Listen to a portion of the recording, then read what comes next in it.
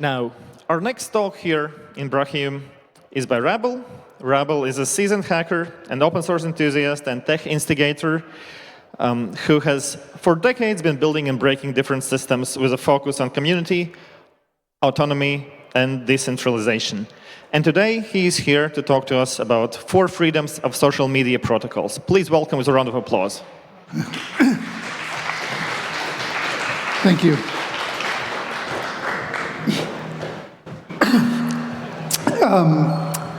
I've been coming to this camp for 24 years, and in that time, we've seen the impact of the technology that we've been building grow, and we've seen the idea that anyone could have a voice and they could use technology to connect to the world grow in a transformational way. And so much of what we built in that work has been based on the foundation of free software. But what we have today in the world of social media is fundamentally lacking. And so over the last year, I've been thinking about what is happening with social media, what is happening with emerging protocols, what BlueSky is attempting to accomplish, and how it could potentially go wrong in the same way that the Web 2.0 and the early social media projects went wrong. And so this is a proposal that I have been floating to try and understand what we should be advocating for. So what does social media freedom mean? And that's sort of a, what does it mean to say that this is a space that we control? What does it mean when our lives online have less freedom than we would have in a garden club? We would never accept the kind of authoritarianism in our day-to-day lives where you don't even know the rules. You don't know whether or not you're going to have a voice. Your account, your name itself and your connection to everyone can be taken away at a moment's notice. And that is something that I think we need to think about. And it's why so much of people in this community have built out Mastodon. It's why so much have worked on social media protocols. But the technical work that we do is very detailed, and I think that if we're going to build a larger movement around this, we really need to condense things down. In the same way that Stallman condensed down all the complicated ideas around software into the 4 freedoms. And we have a world today where we're having slow erosion of these freedoms online. It's not like it happens all at once. It happens over time in little bits here and there and everywhere. And so in order for us to defend against that, we need something very clear. And this is very similar to what happened with the GPL and free software licenses, where many companies said, well, I haven't, a free software compatible license or a shared source license, or we're using GPL code but we're not releasing the code. There was a community of people that said these are things that you fundamentally can do. And we don't have that so much. We have a lot of complaining about what goes on in social media, but we don't have a clear idea of what we want to build. And I think that one of the reasons we're having difficulty is that we have made a mistake. We have built up an idea that we should be fighting just about your data and just about privacy. And, I am a privacy advocate. I believe in protecting my own data. I believe in privacy and encrypting my communications. But when you go out to the world and you offer people a candy bar in exchange for their home address, most people take it. The level at which people are valuing their own privacy is very low. And we have spent decades trying to educate people. And it's worked a little bit, but the frameworks aren't right. And I think we need to rethink what we're advocating for. And I think that the best sort of way of understanding how things could go poorly is looking at the Twitter effect. Twitter, in particular, is a platform that has spawned lots and lots of attempts at spin-offs because people were upset about it.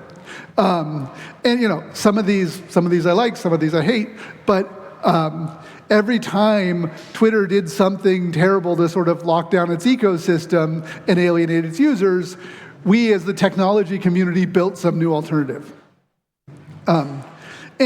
And specifically, there were a few moments in 2012 where we started to get ActivityPub and activity streams. In 2018, when the API completely dropped down and we got Mastodon. And then in 2023, when we saw Elon Musk take over and a huge exodus leave. But users don't leave for rational reasons. Users don't make clear, rational decisions.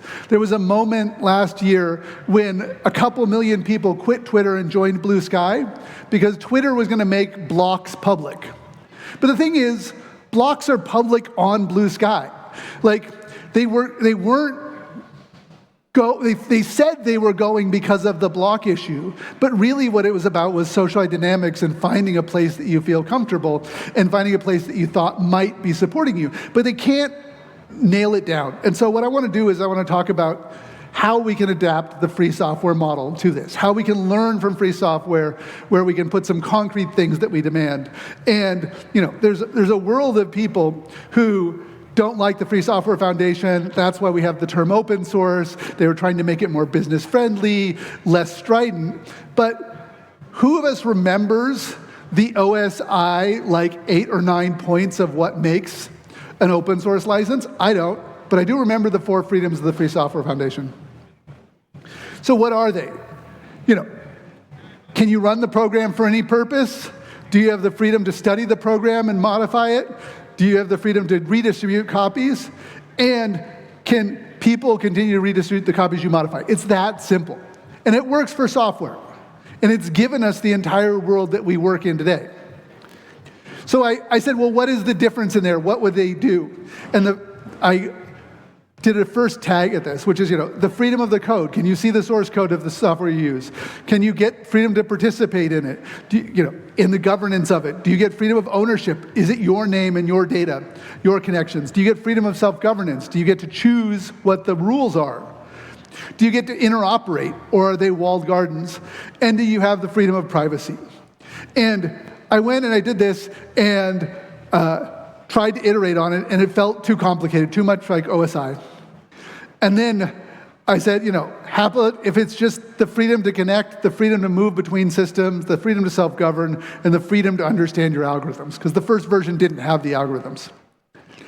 And then I sat down and I said, maybe I shouldn't just come out my own and figure this out. So I started talking to people.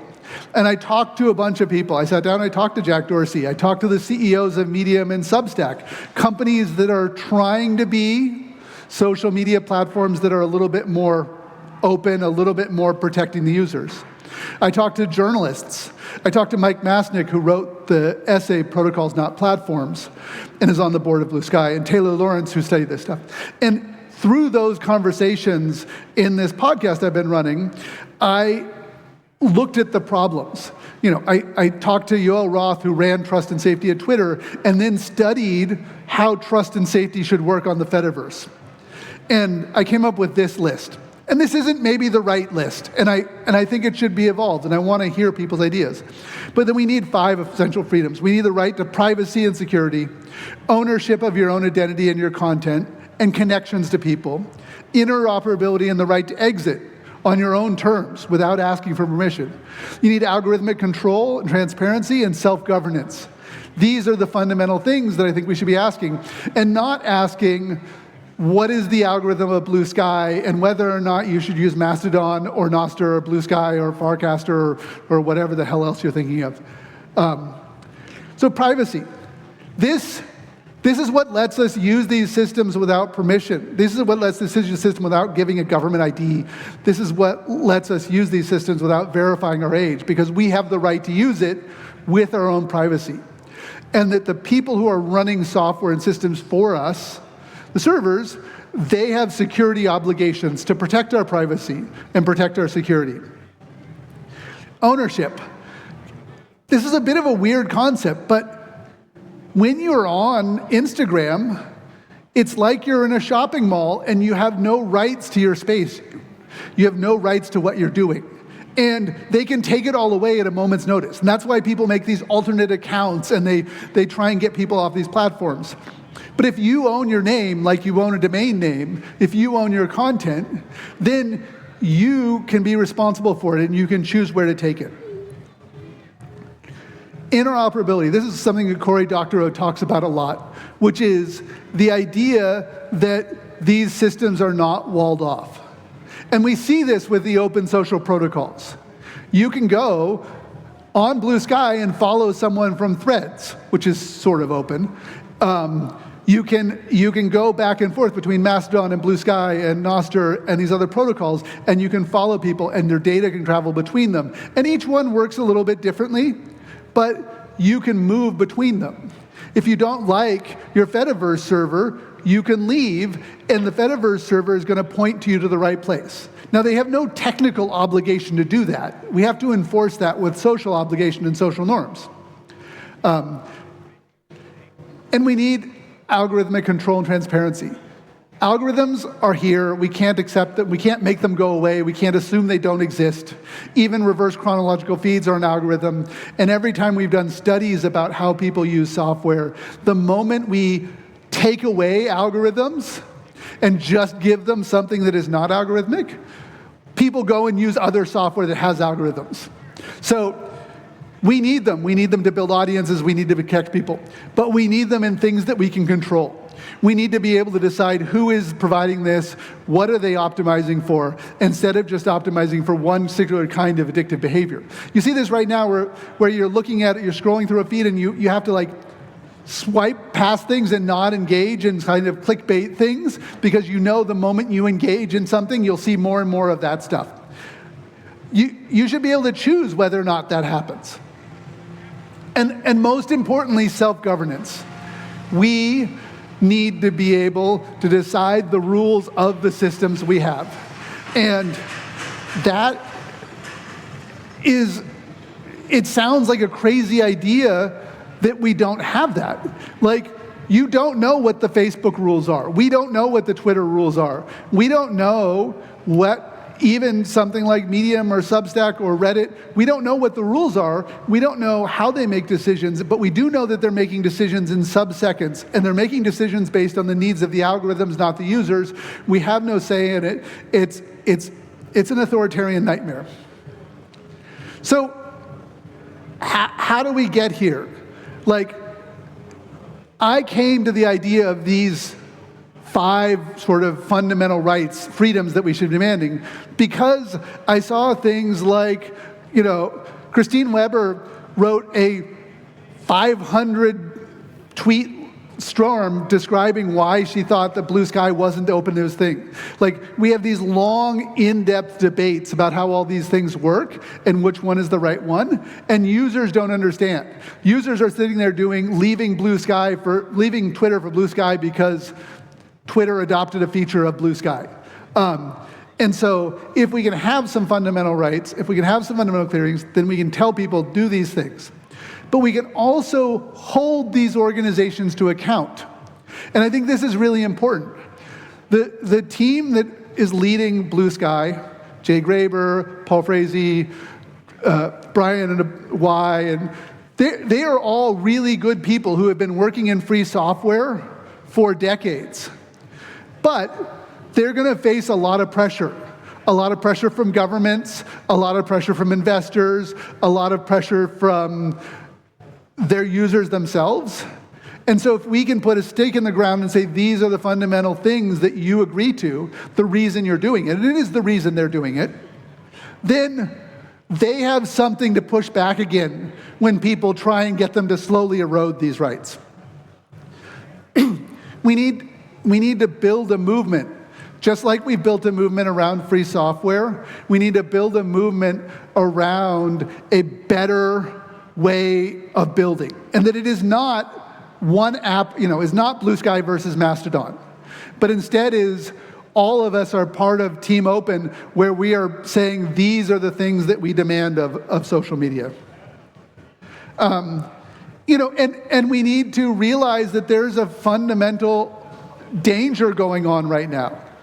We see it with the OSA in the UK, where all of a sudden we are losing our rights to use social media, to use websites, to use applications anonymously. And they say, well, you know, face recognition. But we all know that you can take anyone's face recognition and very quickly figure out who they are, except for a few of you who have been amazingly good at keeping your faces off the internet. But it's really important to know that this is being driven by a moral panic. Every single time we have a new medium of communication, we get the same critiques. We're concerned about the mental health of young women. We're concerned about the morals of kids. We're concerned about them being exposed to things. You know what that was said about? The bicycle. They were talking about the mental health crises that were destroying young people because they had a bicycle. And they said the same thing about comic books and novels. And so each of these things, it's not an accident, these moral panics. These moral panics are an attempt by conservative elements in society to undermine the tools of changing society. The reason they were upset about young women riding the bicycle is because it gave them agency. They could get up and they could leave their house and they could go wherever the hell they wanted to. And it was a huge crisis in the 1880s and 1890s. They were very, very upset at the freedom that the bicycle gave. And so that is why they are really upset about the mental health of youth today on social media. They say the same things they've said about every single medium of communication going back to the Gutenberg press. And when we realize that it's not about the specifics, but there are things we should advocate for. There is a better world, like a world in which a few corporations control what speech is allowed is not the world we were trying to build.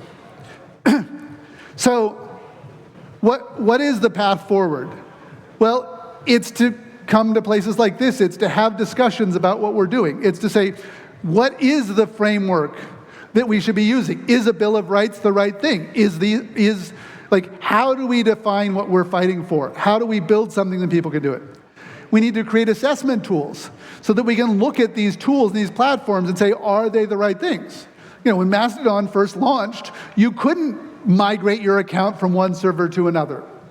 But there are now Fediverse proposals that really improve the ability of user migration. IFTAS is actually providing clear ideas about trust and safety on the Fediverse. That didn't exist a couple years ago. We need to educate users so they can know what they're fighting for. So we have the equivalent of, this is a GPL compatible license. This is the equivalent of a fair trade or organic. These are platforms and systems that you can trust.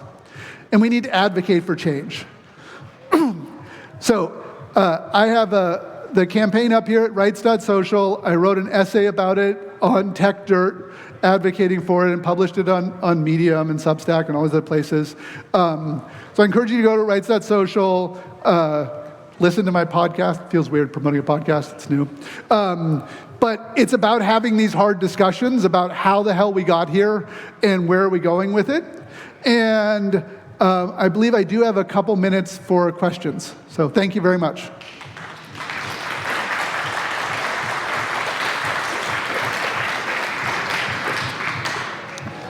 So I'll start while you think about questions. I do have a question as well. Really enjoyed your talk. Thank you about that.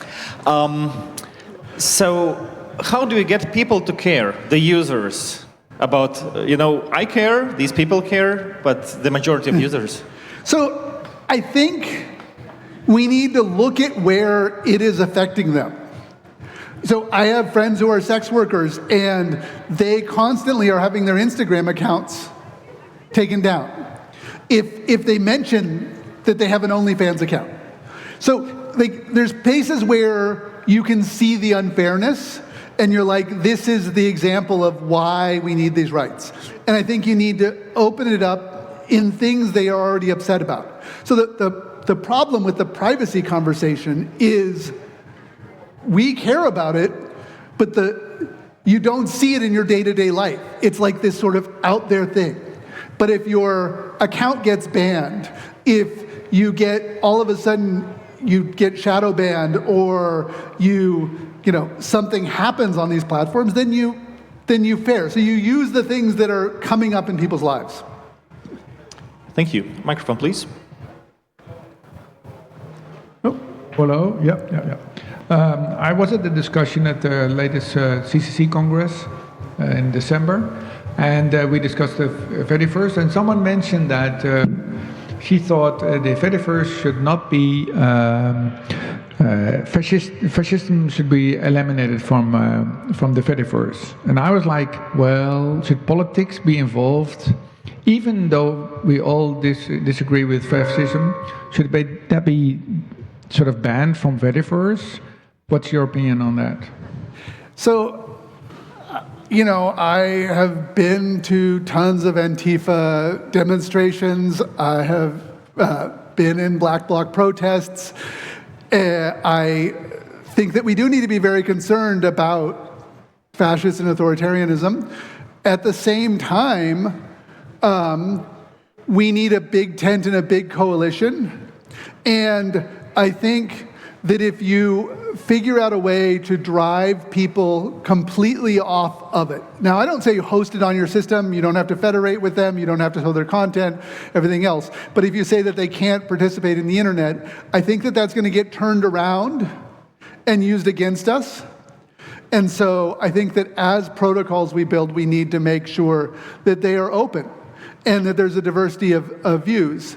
And I think that attempts to win political battles by silencing your opponents is going to turn around and bite us.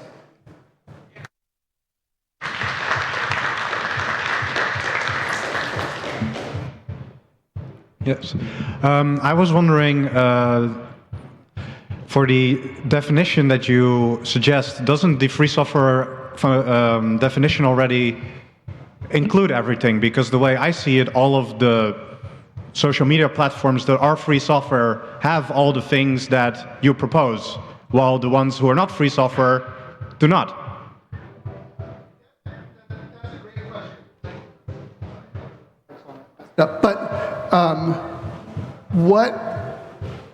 And the initial first version I said was it has to be free software. You have to have access to the source code. But I think there are platforms and applications that do a pretty good job of meeting these things that are not open source. So if they're not free software, so if you can take your data and you can leave with it and you can interoperate and you get say over it, then you can move from the closed source Reddit or Medium or Substack and move everything out to something that is compatible and is free software. That is enough. And I think that the free software freedoms appeal to us as developers, but they're really weird to non-technical people. So that's kind of why I was like, maybe we need something else.